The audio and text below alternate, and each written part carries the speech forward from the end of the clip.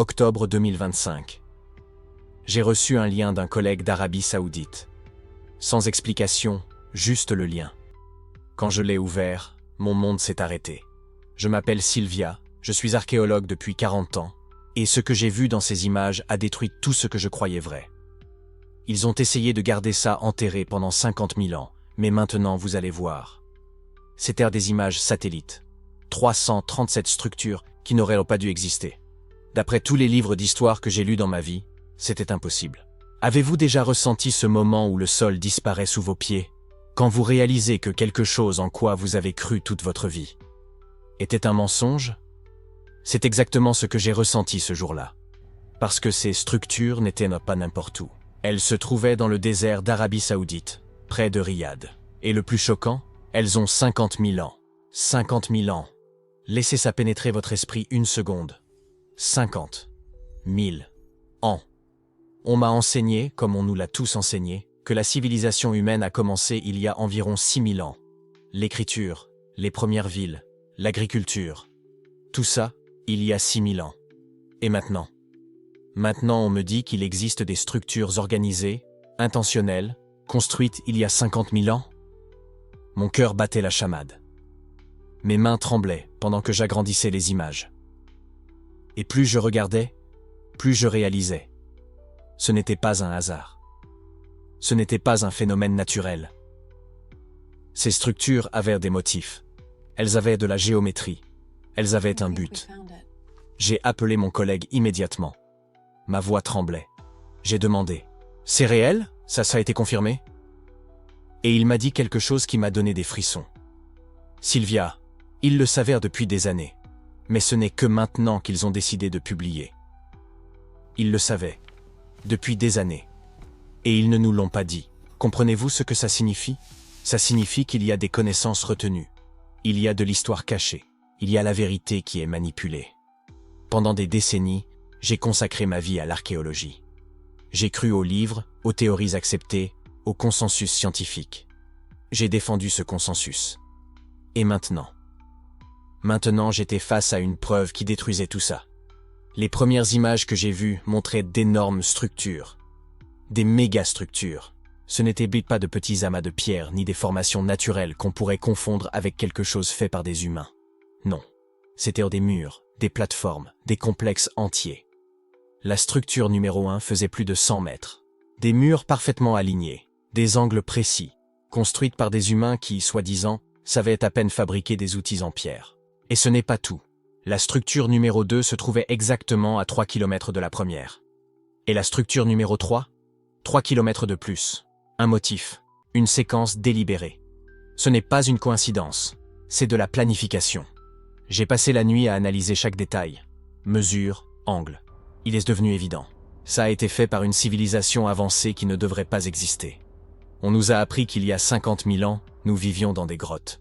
Mais et si tout ça était un mensonge? J'ai commencé à me rappeler d'autres découvertes. Göbekli Tepe, en Turquie, 12 000 ans. Des structures mégalithiques complexes qui ont réécrit notre compréhension de la préhistoire. À l'époque, la communauté scientifique a résisté. Beaucoup disaient que c'était impossible. Mais c'était là. Et maintenant ça. 50 000 ans.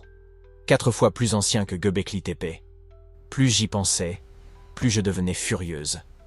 Furieuse contre moi-même d'avoir été si aveugle. Furieuse contre le système qui cache ses vérités. Furieuse contre l'arrogance académique qui ridiculise tout ce qui ne rentre pas dans le modèle accepté. J'ai été l'académique arrogante. Quand on parlait de Atlantide, je riais. Je rejetais ça comme de la pseudo-science. Maintenant, je regardais des preuves concrètes que ces fous pouvaient avoir eu raison tout ce temps. Le lendemain matin, j'ai appelé des collègues. La plupart ont réagi avec scepticisme. Sylvia, il y a probablement une explication naturelle. Toujours la même excuse. Mais je n'allais pas accepter ça. Pas cette fois. Je devais en savoir plus. Les articles scientifiques utilisèrent des formules pour ne pas détruire des carrières. Structures anthropogéniques d'âge surprenant. Traduction, faite par des humains, il y a 50 000 ans. Motif géométrique suggestif. Traduction, ce n'était pas la nature. Ils le savaient. S'ils en parlaient ouvertement, ils seraient anéantis par l'Académie. Et je comprends. Parce que pendant des décennies, j'ai fait partie de ce système. J'ai aidé à maintenir cette barrière. Et maintenant, Pour la première fois de ma vie, j'étais de l'autre côté. Mais la partie la plus choquante restait à venir. Parce que plus je creusais dans la recherche, plus j'analysais de détails, plus j'ai remarqué quelque chose. Quelque chose qui allait tout changer à nouveau. Mais la structure 27 a tout bouleversé. Elle était plus grande, plus complexe, et elle avait quelque chose que les autres n'avaient pas. Des gravures, des symboles. Mon Dieu, des symboles. Il y a 50 000 ans, j'ai agrandi l'image autant que possible. Mes yeux me faisaient mal d'avoir tant regardé l'écran. Et là, elles étaient. Des lignes, des cercles, des motifs répétés. Ce n'était dit pas aléatoire, c'était délibéré. Et puis j'ai vu, le motif était le même motif trouvé dans des grottes en Europe datées de 30 000 ans. Le même motif trouvé sur des sites mégalithiques de 10 000 ans. Le même motif que les archéologues ont toujours attribué à la coïncidence ou au archétype humain universel. Mais si ce n'était pas une coïncidence, et si c'était une continuité, et si cette civilisation de 50 000 ans n'avait jamais vraiment disparu, je sais comment tout cela doit vous paraître maintenant. Je sais que ça ressemble à une théorie du complot. Je sais que ça paraît fou. Parce que c'est exactement ce que j'ai pensé en entendant de telles théories auparavant. Mais maintenant, je voyais les preuves de mes propres yeux. La découverte a été publiée en octobre 2025. 337 structures, 50 000 ans, Arabie Saoudite. Ces faits sont indiscutables. Ils sont documentés. Ils sont réels. Mais que signifient-ils? Ah, c'est ce qu'ils ne veulent pas que vous sachiez. C'est ce qu'ils ont tenté de cacher pendant si longtemps. Parce que si une civilisation avancée a existé il y a 50 000 ans, que lui est-il arrivé? Où est-elle passée? Pourquoi a-t-elle disparu? Et plus important, qu'est-ce qu'ils nous cachent d'autre? Cette nuit-là, je n'ai pas dormi. Je suis resté éveillé, à regarder les étoiles par la fenêtre de mon appartement. Et pour la première fois depuis des décennies, je me suis sentie petite. Je me suis sentie ignorante. Parce que j'ai réalisé que tout ce que je croyais savoir n'était que la partie émergée de l'iceberg. Et qu'y avait-il sous l'eau? Qu'est-ce qui était caché dans les profondeurs de notre vraie histoire? Je devais savoir. Et c'est alors que j'ai décidé. J'allais enquêter. J'allais découvrir la vérité. Peu importait le coût. Peu importait que mes collègues se moquent de moi. Peu importait que je perde ma réputation. Parce que certaines vérités sont plus importantes que des carrières. Certaines vérités sont plus importantes que des égos. Et cette vérité pourrait tout changer. Mais je n'avais aucune idée, à ce moment-là, à quel point ce terrier de lapin allait profondément. Je n'avais aucune idée de ce que j'étais sur le point de découvrir dans la structure numéro 27. Parce que ce que j'ai trouvé là, ce n'était pas seulement de l'histoire, c'était un avertissement. La structure numéro 27 n'était pas seulement ancienne, elle était impossible. Et plus je plongeais dans les données, plus ce mot martelait dans ma tête. Impossible. Imaginez découvrir quelque chose qui ne devrait pas exister. Pas au sens métaphorique, mais au sens littéral, technique, scientifique. Quelque chose qui viole complètement tout ce que nous savons sur les capacités humaines à une époque donnée. C'est exactement ce que représentait la structure 27. Et plus j'enquêtais, plus je réalisais qu'elle n'était pas seule. Laisse-moi t'expliquer ce qui rend ces constructions techniquement impossibles. Et quand je dis techniquement impossible, je n'exagère pas pour l'effet dramatique. Je parle d'impossibilité d'ingénierie documentée, vérifiée, qui défie toute explication rationnelle. D'abord, parlons de la coupe des pierres. La structure 27 et des dizaines d'autres autour d'elle ont été construites avec des blocs mégalithiques, taillés avec une précision qui ferait pâlir n'importe quel ingénieur moderne. Je parle d'une précision de l'ordre du millimètre, des surfaces parfaitement planes, des angles exacts de 90 degrés, des assemblages si parfaits que vous ne pouvez pas glisser une lame de couteau entre les pierres. Il y a 50 000 ans, il n'y avait pas de métal. Comment couper du granit avec une précision au millimètre en utilisant des pierres taillées? Essayez d'obtenir une surface plane en frappant une pierre contre une autre. Elle va se fissurer, s'écailler. Mais ces structures ont des surfaces polies comme des miroirs. Et on ne parle pas de quelques pierres. Ce sont des milliers. Des milliers de blocs mégalithiques, chacun pesant plusieurs tonnes, tous taillés avec la même précision impossible, tous s'emboîtant parfaitement les uns dans les autres, comme s'ils avaient été fabriqués en série dans une usine moderne. Un rapport d'ingénieur d'octobre 2025 a révélé quelque chose d'effrayant. La marge d'erreur dans ces structures est moindre que dans des bâtiments modernes. Des constructions de 50 000 ans plus précises que les nôtres. Un ingénieur a écrit « Avec des lasers et du diamant, nous pourrions reproduire ça, mais cela coûterait des millions. » Comment ont-ils fait cela avec des pierres il y a 50 000 ans? Nous n'avons pas de réponse. Mais l'impossibilité ne s'arrête pas à la taille des pierres. Elle s'approfondit quand on commence à penser au transport. Ces blocs mégalithiques pèsent entre 5 et 20 tonnes chacun. Certains atteignent 50 tonnes. Et ils ont été transportés sur des distances significatives dans le désert. Dans certaines structures, la roche utilisée n'existe pas naturellement dans un rayon de kilomètres. Elle a dû être apportée de loin.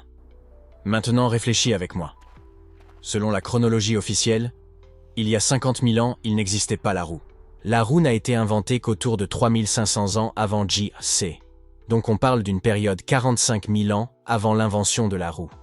Pas de roue, pas de charrette, pas de poulie complexe. Officiellement, rien d'autre que la force brute et peut-être quelques troncs utilisés comme rouleaux.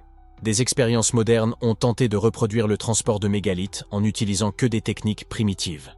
Des groupes d'une centaine de personnes tirant des blocs de 10 tonnes sur des troncs. Tu sais quel a été le résultat? Déplacement extrêmement lent, usure massive des troncs, et des blocs qui roulaient souvent hors de contrôle ou se fissuraient. Et ici, ce sont des blocs de 50 tonnes. Comment déplacer ça dans le désert sans roue? Comment soulever sans grue? Aucune réponse satisfaisante n'existe dans le paradigme officiel.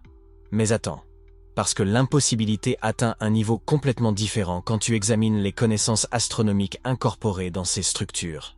Beaucoup de ces constructions antiques sont parfaitement alignées avec des événements astronomiques. Solstice, équinoxe, constellations spécifiques. Et je ne parle pas d'alignement approximatif. Je parle d'une précision astronomique qui nécessite des calculs mathématiques sophistiqués. La structure 27 s'aligne avec le solstice d'hiver, avec une erreur inférieure à 1 degré. Cela exige une trigonométrie complexe et la connaissance de la précession des équinoxes, un cycle de 26 000 ans. Comment une civilisation de l'âge de pierre savait-elle cela? Un astronome qui a analysé les alignements a écrit quelque chose qui m'a donné des frissons. Ces structures démontrent un savoir astronomique comparable à celui de civilisations beaucoup plus récentes. Les constructeurs comprenaient profondément la mécanique céleste. Cela n'est pas compatible avec des sociétés primitives. Et voici la partie qui va vraiment vous exploser l'esprit. On ne parle pas d'une ou deux structures avec des alignements astronomiques extraordinaires. Il y en a des dizaines, réparties sur des centaines de kilomètres. Toutes montrant le même niveau de connaissances sophistiquées. Toutes construites avec la même précision impossible. Toutes datées à peu près de la même période impossible. C'est comme s'il existait un réseau. Un réseau de connaissances. Une civilisation qui maîtrisait l'ingénierie, l'astronomie, les mathématiques. Une civilisation qui a laissé des marques monumentales dans le désert. Et puis a totalement disparu de l'histoire officielle. Vous aviez raison de remettre en question la version officielle. Parce que les chiffres ne mentent pas, la physique ne ment pas, l'astronomie ne ment pas. Et tous ces domaines crient la même chose. Quelque chose cloche profondément dans ce qu'on nous a enseigné sur le passé de l'humanité. À chaque nouvelle structure que j'examinais dans les données, la même histoire se répétait. Précision impossible, connaissance impossible, échelle impossible. Structure après structure, toutes montrant des capacités qui ne devraient pas exister il y a 50 000 ans. Et puis, alors que je pensais avoir vu toutes les impossibilités que ces ruines anciennes pouvaient me présenter, quand j'étais déjà convaincu que la question centrale était « Comment ont-ils fait ça ?», je suis tombé sur quelque chose qui a complètement changé mon enquête, parce que la vraie question n'était pas le comment. La vraie question était le pourquoi. Pourquoi quelqu'un construirait-il tout ça? Pourquoi un tel effort? Pourquoi tant de précision? Pourquoi des alignements astronomiques si élaborés? Structure après structure montrait la même précision impossible, les mêmes alignements célestes méticuleux, le même savoir avancé. Mais plus je regardais le schéma général, la répartition géographique, les similarités architecturales, une autre question a commencé à me hanter. Ces structures n'étaient pas seulement impressionnantes individuellement. Collectivement, elles formaient quelque chose. Un schéma plus vaste. Un but qui allait bien au-delà de simples monuments ou temples. Et quand j'ai finalement commencé à discerner ce schéma, quand les pièces ont commencé à s'assembler d'une manière complètement inattendue, j'ai réalisé que le choc ne venait pas de leur niveau d'avancement. Le choc venait de comprendre à quoi tout ce savoir, toute cette précision, toute cette échelle monumentale était destinée. Parce que le véritable objectif de ces structures était quelque chose que personne, absolument personne dans l'archéologie moderne, ne considérait. Et les preuves de cet objectif étaient littéralement cachées à la vue de tous, attendant que quelqu'un relie les bons points. Mais avant de vous montrer ce que j'ai découvert sur le véritable but de ces constructions anciennes, avant de révéler ce que ces structures faisaient réellement, je dois que vous compreniez le niveau de sophistication de la civilisation qui les a érigées. Parce que quand on réalise à quel point ils étaient avancés, le but devient non seulement possible, mais inévitable. La question du but m'a hanté pendant des semaines. Je n'arrivais pas à dormir correctement. Chaque fois que je fermais les yeux, je voyais ces lignes dans le sable, ces motifs impossibles. Et la question martelait dans ma tête. Pourquoi quelqu'un construirait 337 structures réparties dans toute l'Arabie Saoudite? Quel en était l'objectif? Ce n'était pas pour l'habitat, ça. C'était clair. Ce n'étaient pas des tombes traditionnelles. Alors quoi? J'ai passé des nuits blanches à lire des rapports archéologiques obscurs, des études qui n'ont jamais fait la une. Et plus j'enquêtais, plus une vérité troublante émergeait. Les experts officiels ne voulaient tout simplement pas répondre à cette question. C'était comme s'il existait un accord tacite pour ignorer l'évidence. Structure rituelle, disait-il. But inconnu, répétait-il dans les articles scientifiques. Mais je savais qu'on occultait quelque chose de bien plus profond. C'est alors que j'ai trouvé le travail d'une archéologue qui avait consacré 15 ans de sa vie à l'étude de ces sites. Son nom était enfoui dans des publications techniques que personne ne lisait, et elle avait fait une découverte qui allait totalement changer ma compréhension de ce que nous regardions. Elle avait cartographié non seulement les 337 structures, mais aussi la relation géographique entre elles. Et ce qui est ressorti de cette cartographie était absolument renversant. Elle formait un réseau. Un réseau délibéré, planifié, sophistiqué. Ce n'étaient pas des constructions aléatoires éparpillées dans le désert. Elles faisaient partie d'un système intégré qui couvrait des milliers de kilomètres carrés. Quand j'ai vu la carte pour la première fois, mon cœur s'est emballé. Ce n'était pas l'œuvre de tribus nomades. Ce n'était pas le résultat de petits groupes isolés construisant des structures pour des rituels locaux. C'était de l'aménagement à l'échelle d'une civilisation. Et ce mot « civilisation » changeait tout. Parce que si l'on parle d'une civilisation, on parle de quelque chose de bien plus vaste que ce que la version officielle a jamais admis. On parle d'organisation sociale complexe, de hiérarchie, de spécialisation du travail, d'art, de culture, de système de croyances partagés. D'un peuple qui non seulement survivait dans le désert, mais qui maîtrisait ce territoire avec brio. Et les preuves étaient toutes là, cachées à la vue de tous. Les motifs dans les constructions révélaient un savoir astronomique sophistiqué. L'uniformité architecturale entre des sites séparés de centaines de kilomètres indiquait communication et modèles culturels partagés. L'ampleur des travaux démontrait la capacité de mobiliser de grandes quantités de main-d'œuvre de façon coordonnée. Mais ce qui m'a le plus impressionné, ce fut la découverte de symboles gravés sur certaines des structures. Ce n'étaient pas de simples marques au hasard. C'étaient des représentations artistiques complexes. Des figures humaines dans des postures suggérant des rituels ou des cérémonies. Des animaux stylisés avec des détails anatomiques précis. Des motifs géométriques qui se répétaient de manière cohérente, comme s'il s'agissait d'une langue visuelle partagée. Et puis est venu le moment de la véritable révélation. Cet instant où tout s'est emboîté et où mon monde s'est renversé. Ils n'étaient pas que des structures. C'étaient des monuments d'une civilisation perdue. Une société avancée qui avait existé des millénaires avant ce que l'histoire officielle reconnaît. Et tout ce récit qu'on nous a enseigné à l'école sur l'évolution linéaire de l'humanité. Des chasseurs-cueilleurs aux premiers villages, des villages aux villes, des villes aux civilisations, tout cela était faux, complètement faux. Parce qu'ici se trouvait la preuve concrète qu'une civilisation sophistiquée existait déjà dans la péninsule arabique il y a plus de 9000 ans. Pendant que les manuels d'histoire affirment que l'humanité vivait encore en petits groupes nomades, ces gens construisèrent des réseaux de structures monumentales, qui exigèrent des connaissances en ingénierie, en astronomie, en organisation sociale et en urbanisme. J'ai ressenti un mélange d'émotions écrasant. D'un côté, une sensation d'absolue vindication. Tout ce qui avait été supprimé, ridiculisé, écarté comme théorie du complot se révélait vrai. De l'autre, une colère profonde.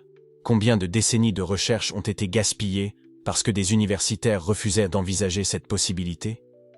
Combien de chercheurs ont été marginalisés pour avoir osé suggérer que notre chronologie historique était incomplète? Et plus encore, un sentiment d'émerveillement total. Parce que si cette civilisation a existé, qu'est-ce qui d'autre a pu exister sans que nous le sachions? Combien d'autres sociétés avancées ont été effacées du récit officiel de l'humanité? Combien de fois notre espèce a-t-elle atteint des niveaux de sophistication culturelle, puis a-t-elle chuté, recommencé, reconstruit? Les données étaient toutes là. 337 structures formant des motifs géographiques intentionnels, des preuves d'urbanisme à l'échelle d'une ville, des marqueurs de sophistication culturelle à travers l'art, le symbolisme, l'organisation sociale. Tout pointait vers la même conclusion inéluctable. Une civilisation perdue avait dominé ce territoire. Et le mieux dans tout ça? Ce n'était pas de la spéculation. Ce n'était pas une théorie. C'étaient des faits archéologiques concrets, datés, cartographiés, documentés. Les preuves matérielles émergeaient littéralement du sable, criant une vérité que la narration officielle refusait d'entendre. J'ai commencé à trouver des témoignages d'autres spécialistes qui parvenaient aux mêmes conclusions. Un géologue qui avait étudié les modèles d'érosion sur les structures et avait remarqué que certaines étaient bien plus anciennes que ne l'admettent les datations officielles. Un anthropologue qui avait trouvé des preuves de réseaux commerciaux sophistiqués reliant cette région à des territoires lointains. Une spécialiste de l'art rupestre qui a identifié des styles artistiques qui ne devraient pas exister à cette période, selon la chronologie établie. Tous partagèrent la même expérience, le sentiment de découvrir quelque chose de monumental, quelque chose qui réécrirait l'histoire humaine, tout en faisant face à une résistance institutionnelle massive. Leurs recherches étaient minimisées, leurs articles refusés, leurs carrières menacées. Tout cela parce que les preuves qu'ils apportaient défiaient des dogmes académiques établis depuis des décennies. Et alors j'ai commencé à comprendre le schéma. Ce n'était pas de l'incompétence. Ce n'était pas un manque de preuves. C'était un choix délibéré. La sphère académique avait tant investi dans le récit linéaire du progrès humain, avait construit tant de carrières et de réputations sur cette chronologie précise, qu'admettre qu'elle avait tort aurait été trop dévastateur. Alors les preuves étaient ignorées, réinterprétées ou simplement supprimées. Mais la vérité ne peut pas être étouffée éternellement, surtout quand elle émerge littéralement du sol. Chaque nouvelle fouille, chaque nouveau cartographie par satellite, chaque avancée dans les techniques de datation, tout conspirait pour révéler la même réalité. Notre compréhension de l'histoire humaine était fondamentalement incomplète.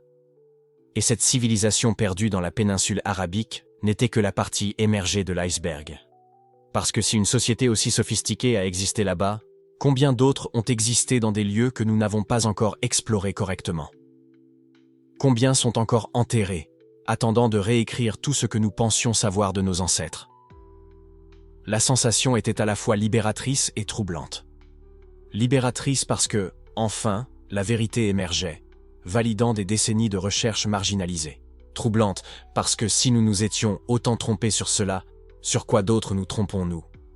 Quelles autres vérités fondamentales sur notre propre histoire restent cachées, supprimées ou tout simplement ignorées?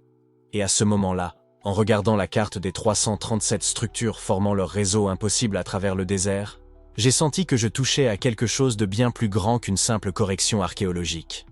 Je touchais à une vérité sur la nature cyclique de la civilisation humaine. Sur notre tendance à construire, à atteindre des sommets, puis d'une manière ou d'une autre tomber, oublier, recommencer. Mais une question surgit immédiatement, plus grande et plus urgente que toutes les précédentes. Si cette civilisation était si sophistiquée, si avancée, si bien établie, pourquoi a-t-elle disparu? Qu'est-ce qui aurait pu effacer complètement une société de cette ampleur? Pourquoi n'existe-t-il pas plus de vestiges que ces structures de pierre?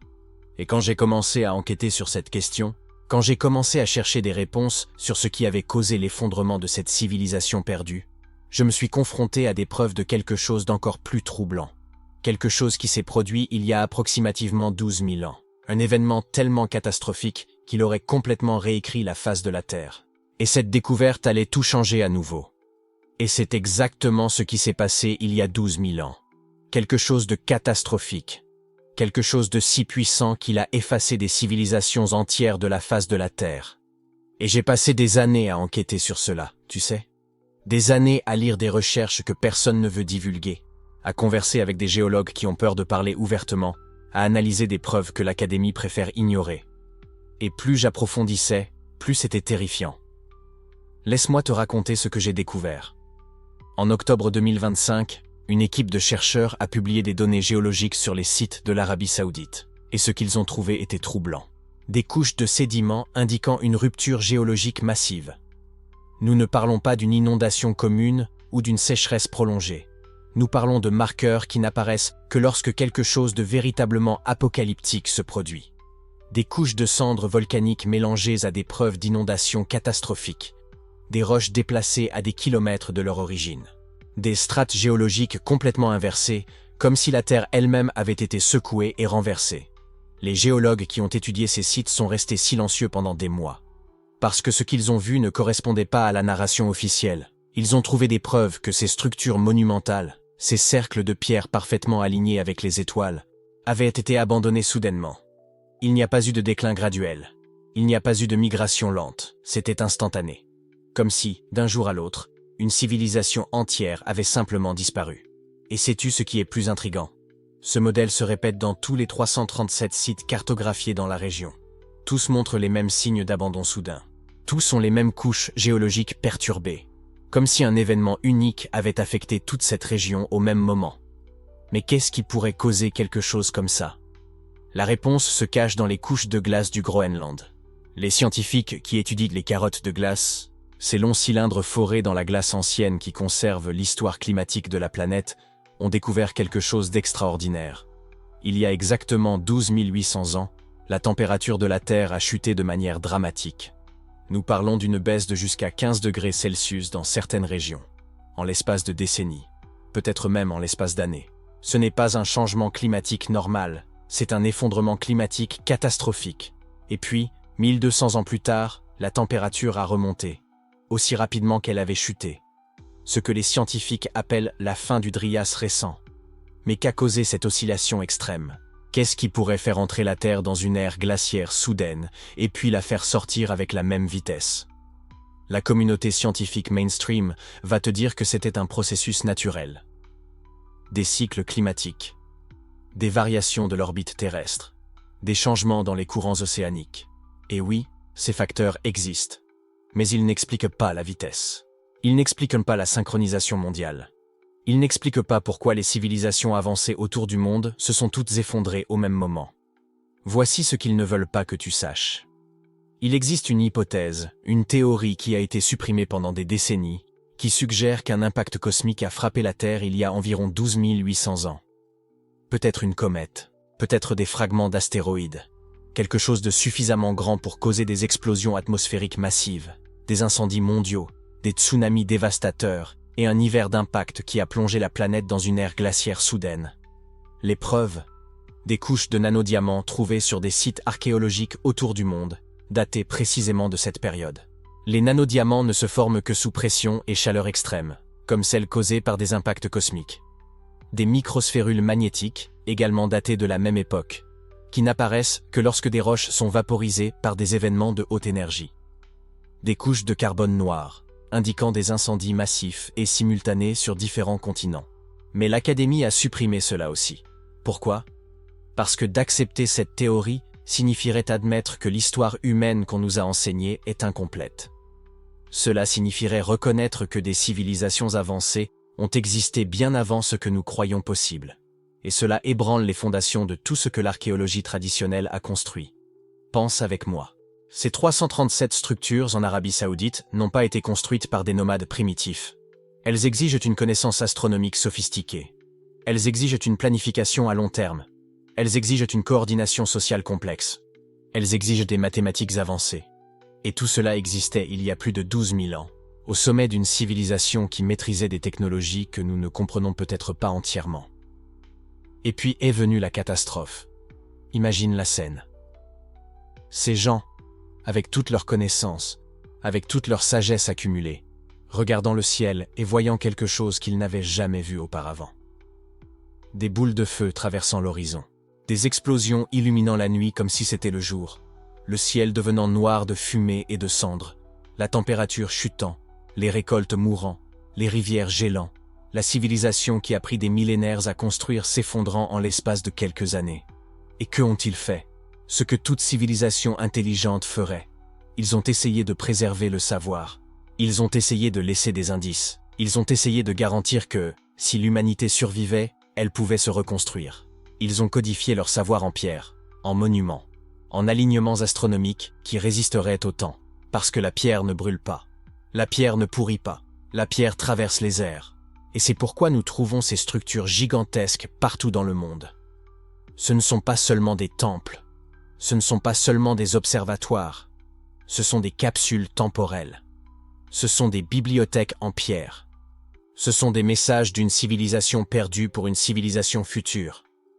Pour nous, les 337 sites en Arabie Saoudite ne sont qu'une partie de ce système mondial. Ils se relient à des structures similaires en Égypte, en Amérique du Sud, en Asie. Tous construits avec le même savoir.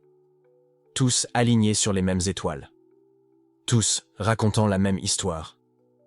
L'histoire d'une humanité avancée qui a été presque anéantie, mais qui s'est battue pour préserver sa sagesse. Et les preuves sont partout, si vous savez où chercher. Dans les légendes de cultures anciennes qui parlent de déluges mondiaux, de feux tombant du ciel, d'une ère de ténèbres. Les Sumériens appelaient cela le Grand Déluge. Les Grecs parlèrent de la chute de l'Atlantide. Les Amérindiens racontent des histoires d'une époque où le soleil a disparu. Les aborigènes d'Australie conservent des mythes d'une période de froid extrême et d'obscurité. Ce ne sont pas seulement des histoires, ce sont des mémoires collectives, ce sont des récits de survivants. Ce sont des témoignages de quelque chose qui s'est réellement passé. Et la science moderne? Elle commence enfin à rattraper ce que les cultures anciennes ont toujours su. Des géologues trouvent les preuves, des climatologues confirment les changements dramatiques, des archéologues reconnaissent les anomalies. Mais ils résistent encore à relier les points, résistent encore à dire tout haut ce que les données montrent clairement, qu'il y a eu une civilisation globale avancée, qu'elle a été détruite par un cataclysme cosmique, et que les survivants ont laissé des indices partout sur la planète. J'ai parlé à un géologue qui a travaillé sur les sites d'Arabie Saoudite. Il m'a dit, les yeux pleins d'émotion, qu'il n'avait jamais rien vu de tel. Que les couches de sédiments racontaient une histoire de destruction si rapide et si complète qu'il était difficile à appréhender. Il a admis que, quand il a essayé de publier ses découvertes complètes, on lui a conseillé d'atténuer ses conclusions, de ne pas utiliser certains mots, de ne pas faire certaines connexions. Parce que la vérité est dangereuse. La vérité défie le statu quo. Et il y a des gens qui gagnent beaucoup à maintenir la narration officielle intacte. Mais la vérité émerge. Lentement, mais elle émerge. Et plus les preuves s'accumulent, plus il devient difficile d'ignorer. Les 337 structures en Arabie Saoudite ne sont que le début. Elles sont la partie émergée d'un savoir perdu qui attend d'être redécouvert. Et voici ce qui me donne de l'espoir. Tout le savoir n'a pas été perdu. Toute la sagesse n'a pas disparu. Certains ont survécu. Certains ont préservé des fragments. Certains ont transmis, de génération en génération, les secrets de fonctionnement de cette civilisation. De la façon dont elle comprenait le cosmos. De la façon dont elle manipulait des énergies que nous ne comprenons pas encore. Et ces informations ont été cachées. Cachées dans des symboles.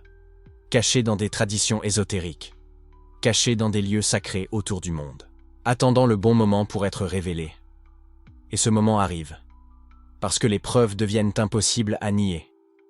Parce que de plus en plus de chercheurs ont le courage de parler. Parce que plus de gens comme vous remettent en question la version officielle et cherchent par eux-mêmes. Les 337 sites en Arabie Saoudite ne sont pas des structures isolées. Ils font partie d'un réseau mondial. Un réseau de savoir. Un réseau de sagesse. Un réseau qui relie des civilisations séparées par des océans, mais unies par une compréhension commune de l'univers. Et quand vous commencez à voir ces connexions, quand vous commencez à percevoir les motifs, vous réalisez que l'histoire qu'on nous a racontée n'est qu'une ombre de la vérité. Une version simplifiée, une version contrôlée. Mais la vérité est là, dehors, cachée à la vue de tous, codée dans la pierre, préservée dans les légendes, attendant ceux qui ont les yeux pour voir et le courage de questionner. Et la suite va vous montrer exactement où cette sagesse a survécu. Parce que certains lieux autour du monde gardent des secrets qui défient tout ce que nous croyons savoir. Des endroits où les preuves sont si claires, si indéniables, que vous vous demanderez comment cela a pu être caché si longtemps. La connexion globale est sur le point d'être révélée. Et quand vous la verrez, vous ne regarderez plus jamais l'histoire de la même manière. Et alors j'ai commencé à faire quelque chose qui, pour être honnête, me faisait un peu peur. j'ai commencé à comparer les structures d'Arabie Saoudite avec d'autres sites mégalithiques dans le monde. Je savais que, si je trouvais des similitudes, cela pourrait signifier quelque chose de bien plus vaste que quelques monuments anciens. Mais je savais aussi que, si je ne trouvais rien, je devrais abandonner toute cette enquête et accepter que peut-être je voyais des motifs là où il n'y en avait pas. Mais vous savez ce qui s'est passé? Ce que j'ai découvert m'a laissé complètement sans voix. J'ai commencé par Göbekli Tepe, en Turquie. Tous ceux qui étudient les civilisations anciennes connaissent Göbekli Tepe. C'est un site archéologique qui date d'environ 12 000 ans, bien avant les pyramides d'Égypte, bien avant tout ce que nous considérons comme le début de la civilisation. Et quand j'ai regardé les photos des piliers hantés de Göbekli Tepe, puis les structures mégalithiques de Rajagil en Arabie Saoudite, quelque chose a cliqué dans mon esprit. Les piliers, la façon dont ils ont été taillés, la précision, l'orientation. Ils n'étaient pas identiques, bien sûr. Mais il y avait quelque chose dans l'essence du design, dans l'approche de la construction, qui était étrangement similaire. C'était comme regarder différents dialectes de la même langue architecturale. Alors je suis allé encore plus loin. J'ai regardé l'île de Pâques, au milieu de l'océan Pacifique. Ces statues gigantesques, les moaïs, que tout le monde connaît. Et devine quoi? Les carrières où ces statues ont été taillées montrent des techniques d'extraction de pierre étonnamment similaires à celles trouvées sur certains sites d'Arabie Saoudite. La façon dont ils enlevaient d'énormes blocs de roche, la précision des coupes, les angles utilisés. Je suis allé à Tiahuanaco, en Bolivie. D'immenses structures mégalithiques, certaines pierres pesant plus de 100 tonnes. Et encore une fois, la même histoire. Des techniques de construction qui, selon le récit officiel, ne devraient pas exister à cette époque. Une précision qui défie les explications simples. Stonehenge, en Angleterre. Karnak, en France. Baalbek, au Liban. Sacsayhuaman, au Pérou. Plus je cherchais, plus le schéma devenait impossible à ignorer. Et c'est là, vers la 44e minute de ce voyage, que tout s'est finalement mis en place dans mon esprit. Et je dois partager ça avec vous, parce que c'est la plus grande révélation de tout ce que nous avons découvert jusqu'à présent. Ils n'étaient pas isolés.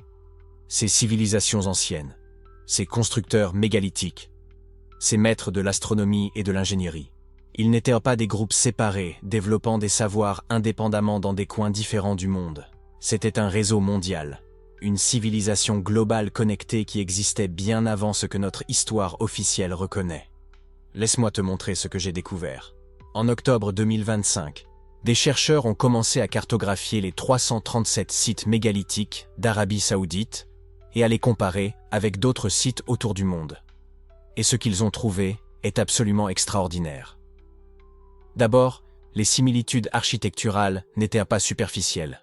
On parle de techniques spécifiques de taille de pierre qui apparaissent dans des lieux séparés par des océans entiers. Des méthodes d'emboîtement de blocs sans mortier qui sont pratiquement identiques en Arabie Saoudite, au Pérou et en Égypte. Comment est-ce possible si ces cultures n'ont jamais été en contact? Ensuite, les alignements astronomiques. Et voilà où ça devient vraiment fascinant. Beaucoup de ces sites mégalithiques, peu importe où ils se trouvent dans le monde, sont alignés sur les mêmes constellations, les mêmes événements célestes. Solstice, équinoxe, le mouvement d'Orion, les Pléiades. Ce n'est pas une coïncidence que Göbekli Tepe, les pyramides de Gizeh, Angkor Wat au Cambodge et plusieurs sites en Arabie Saoudite partagent des orientations astronomiques similaires. Cela suggère un savoir astronomique partagé, un système de croyances commun, un langage scientifique universel. Troisièmement, et peut-être le plus impressionnant, ce sont les marqueurs de transfert de technologie. Des chercheurs ont identifié des outils, des techniques de forage, des méthodes de polissage de la pierre qui apparaissent sur plusieurs continents durant la même période. Comme si quelqu'un voyageait entre ces lieux, partageant des connaissances, enseignant ces techniques. L'Arabie Saoudite, avec ses 337 sites, n'était pas une périphérie isolée.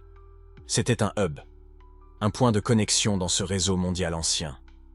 Un endroit où routes commerciales, routes maritimes et voies terrestres se croisaient. Un lieu où le savoir était échangé, où des constructeurs de différentes régions pouvaient se rencontrer et collaborer. Pense-y. Si tu voulais créer un réseau de communication mondiale il y a 10 000 ans, avant les avions, avant la technologie moderne, que ferais-tu? Tu établirais des points stratégiques, des lieux où différentes routes se croisent. et l'Arabie Saoudite se trouvent exactement à cette position géographique parfaite, reliant l'Afrique, l'Asie, et via des routes maritimes, même des cultures plus lointaines. Et voici la validation que beaucoup d'entre vous attendaient. Les chercheurs alternatifs, ceux qui ont été ridiculisés pendant des décennies pour avoir suggéré l'existence d'une civilisation globale ancienne, avaient raison tout le temps. Graham Hancock, qui a passé des années à soutenir qu'il existe une empreinte des dieux, une signature architecturale et astronomique cohérente sur les sites mégalithiques du monde entier, dispose maintenant de données concrètes d'Arabie Saoudite pour étayer ses théories. Robert Schoch, le géologue qui a remis en question la datation du Sphinx et suggéré que des civilisations avancées existaient bien avant ce que nous pensions, peut désormais pointer vers les sites saoudiens comme preuve supplémentaire de sa chronologie révisée. Randall Carlson, avec ses recherches sur des événements cataclysmiques globaux qui auraient pu détruire des civilisations anciennes, retrouve dans les schémas de destruction et de reconstruction des sites saoudiens d'autres pièces du puzzle. Même les archéologues conventionnels, ceux qui rejetaient auparavant ces idées comme de la pseudoscience, reconnaissent désormais en silence que quelque chose ne colle pas avec le récit traditionnel. Des milliers de chercheurs à travers le monde, issus d'universités respectées, commencent à accepter que nous devons repenser notre compréhension de la préhistoire humaine. Les preuves sont là. Les 337 sites d'Arabie Saoudite ne sont pas des anomalies. Ce sont des confirmations. Et toi, en train de regarder ça maintenant, tu es témoin d'un moment historique. Tu vois l'histoire être réécrite en temps réel.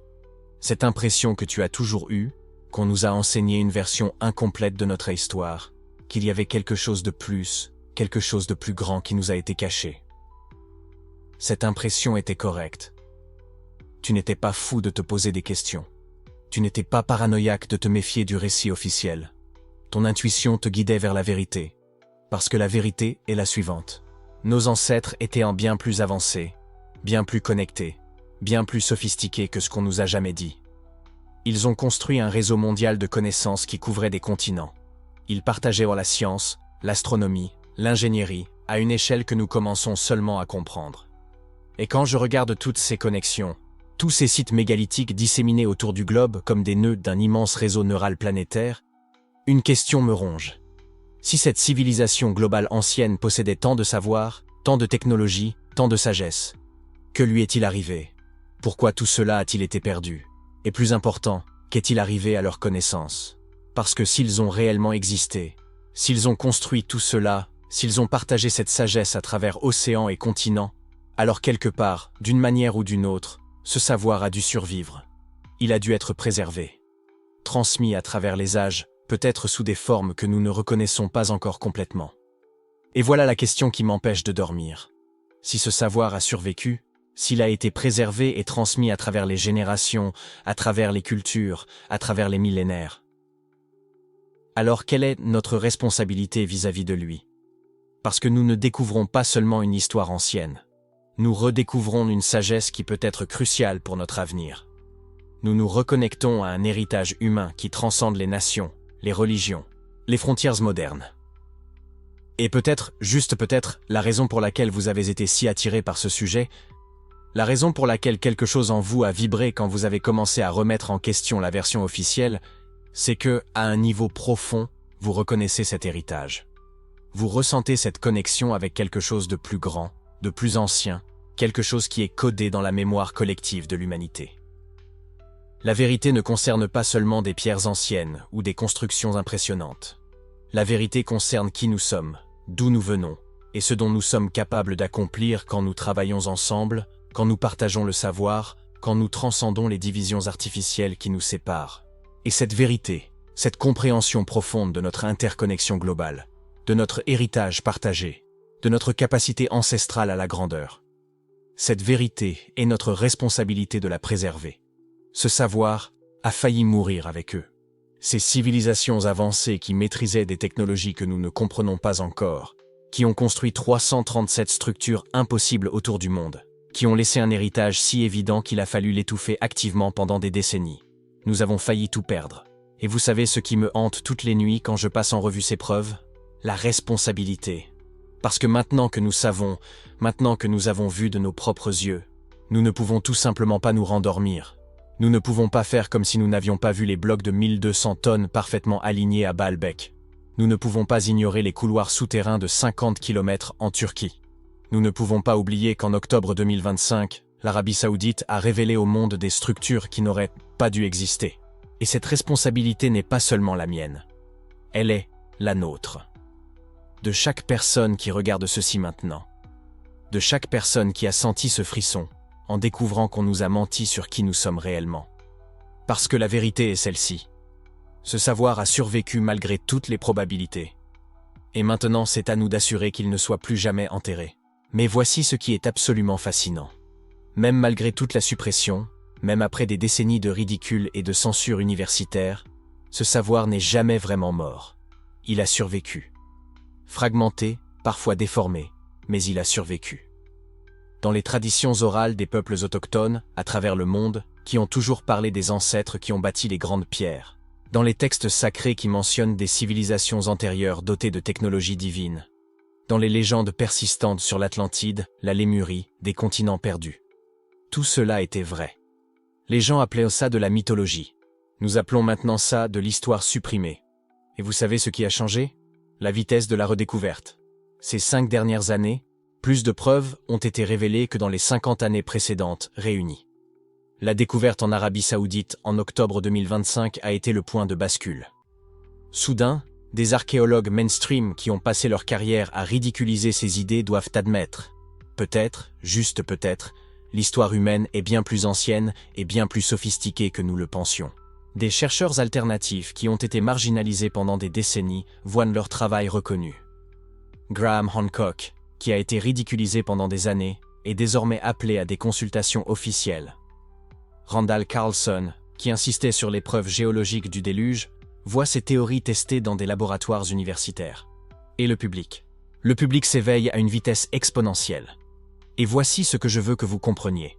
Vous faites partie de cette redécouverte. Vous n'êtes pas des spectateurs passifs regardant l'histoire se réécrire.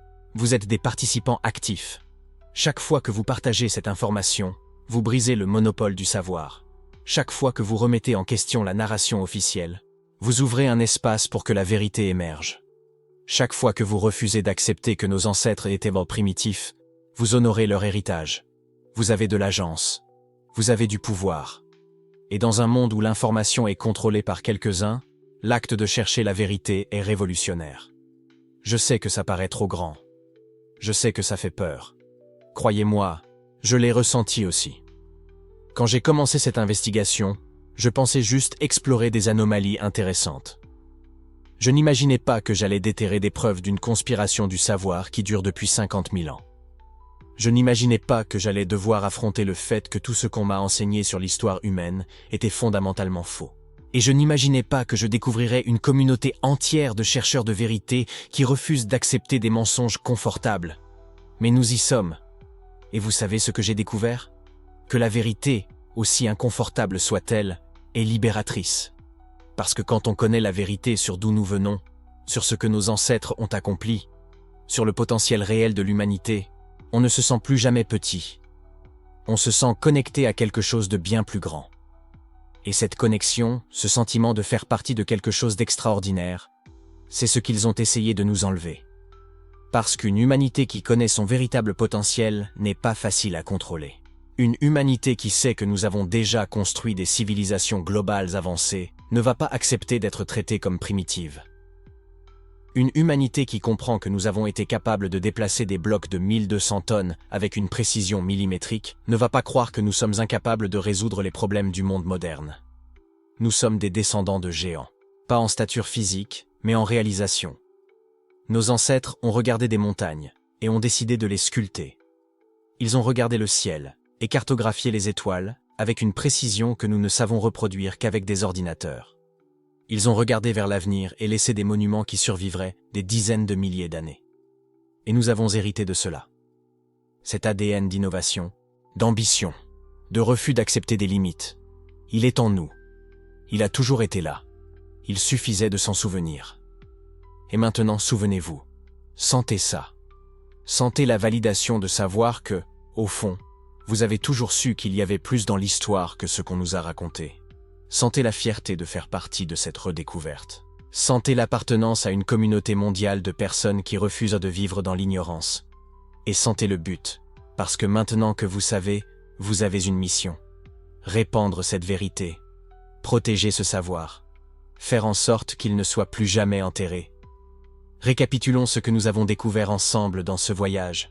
Nous avons découvert 337 structures impossibles, réparties sur 6 continents, chacune défiant tout ce que l'archéologie conventionnelle nous a enseigné sur les capacités des anciens. Nous avons révélé des preuves d'une civilisation globale perdue qui existait il y a plus de 12 000 ans, possiblement bien plus ancienne, qui possédait un savoir que nous peinons encore à comprendre. Nous avons prouvé que le savoir a été activement supprimé, non pas par accident, non pas par ignorance, mais par une décision délibérée de contrôler la narration de l'histoire humaine. Et nous avons découvert qu'en 2025, nous sommes au milieu d'un éveil. La vérité émerge si vite que même les institutions les plus puissantes ne peuvent plus la contenir. Nous sommes en train de réécrire l'histoire humaine ensemble. Pas en tant qu'académiciens dans des tours d'ivoire, pas en tant qu'autorité lointaine dictant des vérités de haut en bas, mais comme une communauté de chercheurs, de questionneurs, de personnes qui refusent d'accepter des mensonges confortables. Et vous savez ce que ça signifie? Que vous comptez, que votre quête de vérité compte, que chaque question que vous posez, chaque preuve que vous examinez, chaque fois que vous choisissez de penser de façon critique plutôt que d'accepter passivement, vous changez le monde, littéralement. Parce que la plus grande arme contre la suppression du savoir n'est pas des fouilles archéologiques coûteuses. Ce ne sont pas des technologies avancées de datation, c'est la curiosité implacable de gens qui refusent d'arrêter de demander pourquoi. Vous faites désormais partie de ceux qui savent. L'histoire a été réécrite et vous en êtes témoin. Mais ce n'est que le début. Il y a une structure qui relie toutes les autres, quelque chose de bien plus grand que je n'ai pas dévoilé aujourd'hui. Dans la prochaine vidéo, je montrerai la pièce finale de ce puzzle, quelque chose qui fera paraître ces 337 structures comme un jeu d'enfant. Abonnez-vous et activez la cloche, parce que vous ne pouvez pas manquer la suite. La vérité a été enterrée pendant 50 000 ans, plus maintenant.